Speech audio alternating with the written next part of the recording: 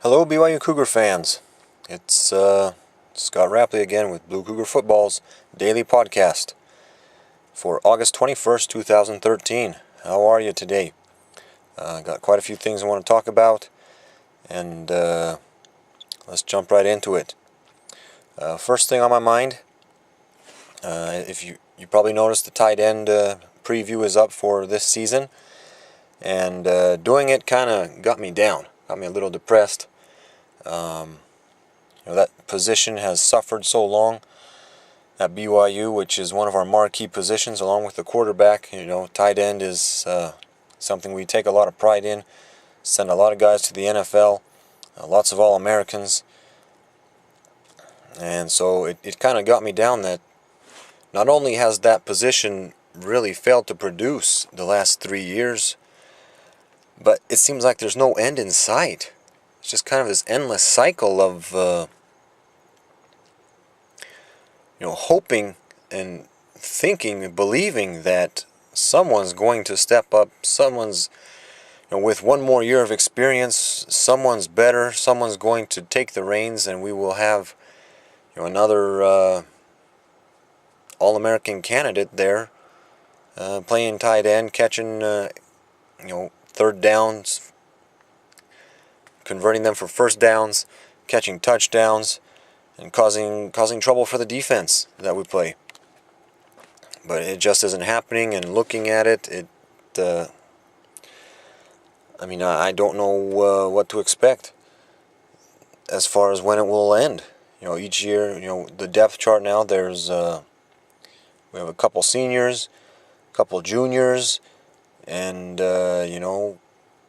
almost nobody coming up behind them. And so,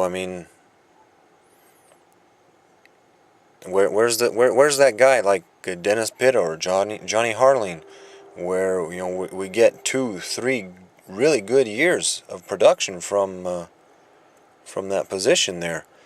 Let's say one of the seniors, Friel or Wilson, has a good year this year, then he's gone. Will Mahina step in and have a good year next year? Hard to say. Unless really this thing with Brett Thompson being the tight end causes something to change, or something else that is unforeseeable, which isn't impossible. We've had it happen before. Chad Lewis came out of nowhere after his mission as a walk-on. Dennis Pitta was a walk-on. Nobody in 2007 thought, well, don't worry, we're replacing our two-time all-conference tight end Johnny Harling with this guy who's going to be consensus All-American, NFL draft pick, Super Bowl champion. We didn't know that, but it just worked. So maybe that will happen again. It's just kind of hard to believe it when for 3 years it hasn't. But enough of that. Let's move on to the next thing on my mind. I was looking over a draft, and it will be put up later today. As I mentioned, our new writer Tanner Spear, he's got the preview for the defensive line. It'll be up sometime today. And for whatever reason, kind of random here, but it just popped into my head. Ethan Manu Malayuna or Vic Soto?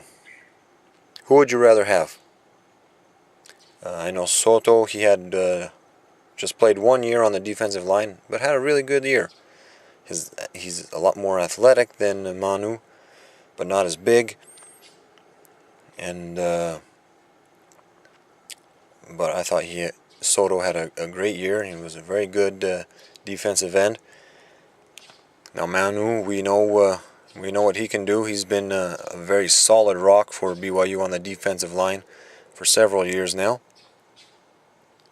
If you had to pick one, who would you pick? Just throw that out there for thought. I'm not sure at this point myself, because I do like the size that Manu has, and although he hasn't had a big stat season like Soto had, he still might this year. he was off to a pretty good start last year before he got injured. So, I mean, I don't know. I'd like to hear what you guys think. I'd like to see who you would pick. Manu, he is a little more versatile. He could play both the nose guard and defensive end. Got to take that into consideration. But I think it's a good thing to think about. As true fans, that's kind of what we do. We kind of play around with a lot of ideas in our head, and that's basically what this podcast is about. That's why it's called What's on My Mind. So while you mull over that and come up with a response that you can leave in the comments section, let's talk about the linebackers. There's been some movement on the depth chart with Spencer Hadley going from outside returning to the inside. As you might recall, he played inside linebacker 2 years ago. And that promotes Alani Fua to a starter on the outside. Looks like the coaches are really impressed with him. I know he's always been very athletic, but kind of on the small side, so I guess he's bulked up and he's really, really showing well in practice, which is kind of exciting to think that, we've got another outside linebacker who's just so good. We moved an already really good outside linebacker to middle linebacker. So that's exciting. I can't wait to see this. And Manoa Pekula has also been moved to outside linebacker. He's backing up. I guess he's the next man up. I guess he'll spell Fua and he'll spell Van Noy when those two need a break. So, I mean, for me, this is really exciting because everything I had heard about Tyler Beck, he'd been playing well enough that, he kind of deserved a starting spot. But so to think that Fua is even better, and the coaches think that we'll be better off with Hadley back as middle linebacker. I mean, this can be a really, really good linebacking core, even though we lost two good guys last year. So I'm also a believer in Wani Unga. I liked what I saw from him last year, and just being able to play full time, he's only going to be better. But just to remind you quickly about Hadley, when he did play middle linebacker 2 years ago, he started one game, the Texas game, since Brandon Ogletree was out with a concussion, and he played a great game. Double-digit tackles, and later on in the year, he had a nice interception against Idaho. Tiptoed the sidelines and stopped a scoring threat and managed to stay in bounds, and as I said, tiptoed the sidelines, able to return it 48 yards out to midfield. So I find that development pretty exciting and just can't wait to see what these linebackers do. I thought we would have to lean a little more on Van Noy this year, where the coaches would have to scheme and create opportunities, kind of like we saw in the Tulsa game, where he was running a bunch of stunts and stuff and had tons of tackles for loss, and was kind of the one-man wrecking crew on defense. I thought we would have to kind of do that same thing this year, replacing the two middle linebackers and with replacing some guys on the defensive line. We have to kind of scheme and make sure Van Noy was being put in positions to make plays. But that might not necessarily be the case, and we play more team focus like last year, and have tons of guys all over doing their responsibilities, making big plays, being dependable.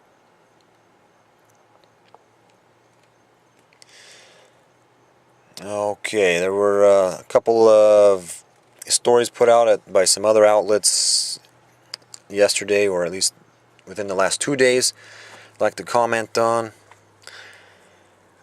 First one, headline, Ammon Olsen's having a very impressive fall camp. Well, I'm glad for that, and I want all the BYU players to be their best, and for all of them to be good enough to fill in if they're needed. I just can't help but remember hearing the same thing about James Lark 2 years ago, about how he was doing so well and is pushing Riley Nelson for the backup spot. Only to, when the idea, talk comes up, well, why not play Lark when Riley was struggling last year, or any other time, and then, all of a sudden all this positive feedback and confidence in Lark dissipated.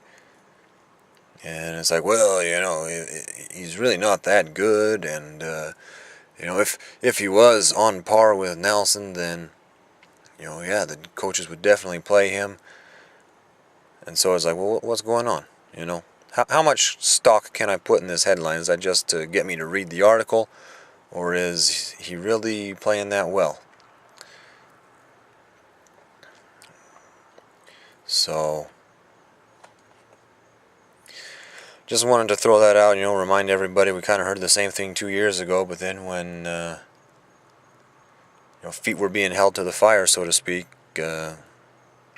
people kind of backed off that and said, oh, well, yeah, he's not really as good as Nelson, and the coaches are making the right decisions. They really are starting the best guy that they got. So not sure what to believe there, but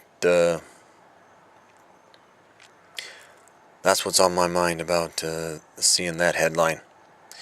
Saw something else being put out about how Cody Hoffman might not have as big of numbers this year as he did last year.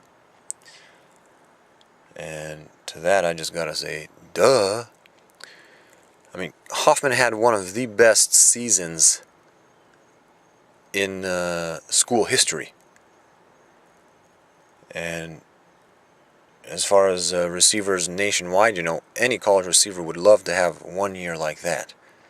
And it's very, very hard to improve on 100 receptions and nearly 1,250 receiving yards. It just doesn't happen very often. And we shouldn't get all uptight if Hoffman doesn't have as big of numbers. Austin Collie wouldn't have had as big of numbers had he come back for his senior year in 2009 than he did in 2008, which could have been part of his motivating factor to leave that year, knowing that. I mean, Pitta's numbers were down from 08 to 09. Pitta had over 1,000 receiving yards in 2008. He barely topped 800 in 2009. And that wasn't a bad thing. We saw the same thing with Reno Mahe. He had 1,200 receiving yards in 2001. But in 02, I think that number was down to 700 and change. He didn't even reach 800 yards. So, I mean, we shouldn't expect Hoffman to, like it's this, natural progression thing where you're going to jump 200 more receiving yards, have 10 more receptions, and all that. I mean, I was even worried last year, not too terribly much, but, I didn't think it was a sure thing that Hoffman would reach 1,000 receiving yards, even though he had 900 and, I think, 946 or 943. Somewhere around there, his sophomore year. Just because, it's not so easy to do, and I was expecting that Ross Apo would have a bigger role, that a tight end would step up, and we would have tight ends taking a bigger role. So for Hoffman to jump up to have 1,000-yard receiving year, that would have taken a lot if those guys had assumed bigger roles in the passing game. I mean, reaching 1,000 yards is a big deal. It's something special in college football still. So I'm not sure why that was something that was I wouldn't have written a story about it. I don't think that's newsworthy enough to write a whole article about it. I kind of think, as I said, duh. I mean, just to show how special a 1,000-yard season is, the 1996 team, which is the last time a BYU quarterback passed for over 4,000 yards in a season, that team didn't have a 1,000-yard receiver on it. Keoke Alalui was the leading receiver. He barely cracked 900 because the ball was going a lot of places. Kaipo Maguire was a very reliable target. Two great tight ends, Itula Mili, Chad Lewis. So, another Glenn Kozlowski, a legendary Cougar receiver. He never had a 1,000-yard year. So, I'm okay if Hoffman doesn't have as big a numbers. I'd like to see him get another 1,000-yard season, just because that's another, as I said, that's an impressive feat. Build his resume, help him move up a few spots in the draft. But it's very tough to have not just to match his numbers from last year, but to just reach 1,000 yards. You saw it too with Harvey Unga. Freshman season, over 1,200 rushing yards. He never got that many again. That's not to say that he got worse. It's just there's not a natural progression. You build up, have more yards. Once you reach that many, you don't naturally move up 100, 200, 300 yards every year. You've kind of it's very it's micro-sized, the improvements that you make, and it's really based on game-to-game conditions. Especially if defenses, I thought defenses were going to do it last year. Maybe they were, and he really truly is uncoverable, Cody Hoffman. I was expecting defenses last year to double team him and really keep an eye on him so that he wouldn't be able to have big games like he did. So it should be even more so this year. Alright, moving on. Next story that caught my eye.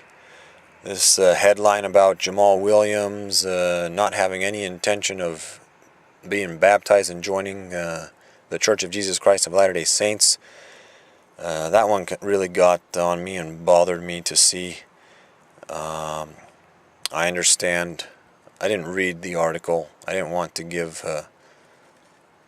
the headline bothered me enough. I didn't want to give more page views to that story. But I'm told that wasn't a topic of conversation that the reporters brought up.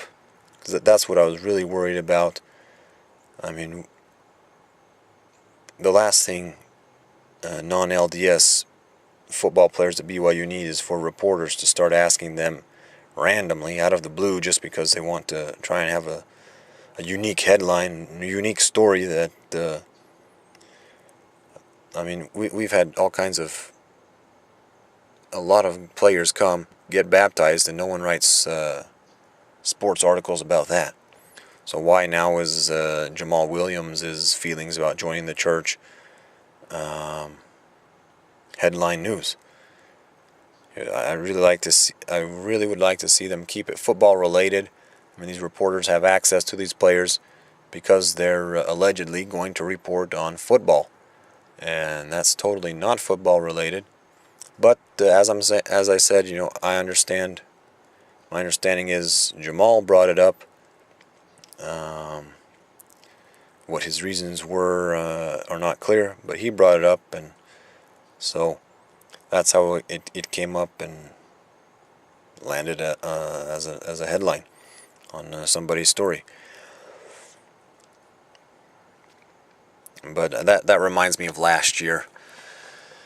During the press conference for Washington State head coach Mike Leach, when he said, we're going to look more BYU than BYU. And, in the context that he said it, I didn't think that was, I didn't put that in my story about the press conference. When I wrote up what was said and what I reported. Because to me, it didn't seem like a big deal. Just like, whether Jamal Williams plans to get baptized or not doesn't seem like a big deal. Maybe, put it as a footnote there at the end of an article. But to make it the headline, that seems kind of odd.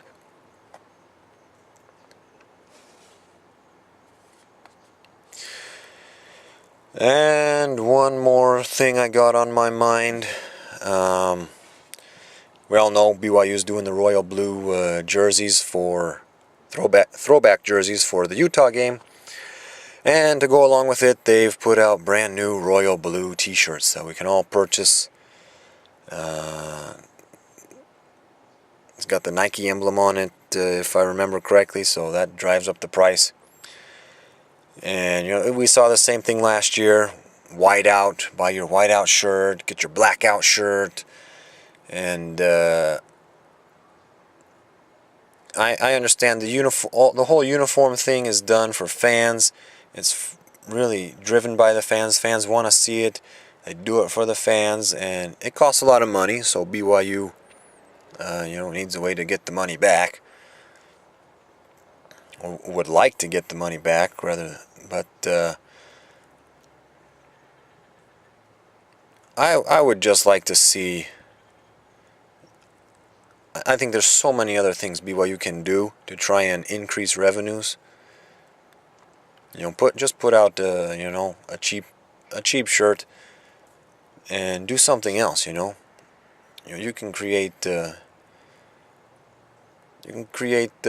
photo memorabilia that people would love to have hanging on their walls at home, books, hats, other things.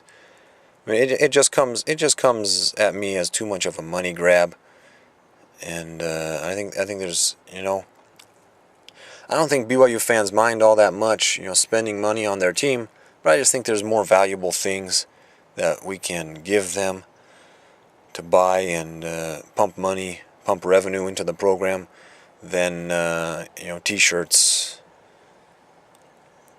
for an absurd price. That you can order a royal blue t-shirt online probably for $5.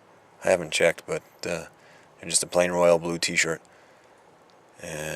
Rather than making everybody feel guilty while you're not going to have the official shirt for that game or whatever else it is. Give them something else that they'll really like and really increase their collection of BYU memorabilia or something.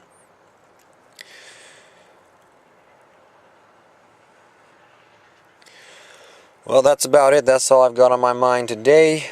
But stay close to the site. As I said, the defensive line preview should be up today. Maybe the offensive line will get up as well. We should have a flashback coming up. It's Wednesday. Flashbacks are on Wednesday. And we'll see what else. Be watching. Going to put out that, as promised, on the promotions page. I've got a Phil Steele magazine to give away. We'll be doing that very soon. Pretty sure I know what I want to do to try and pick a winner for that, but just gonna think it over a little bit more before actually putting it out and having that done. So stay close for the details, and have a great day. Talk to you tomorrow. Go Cougars!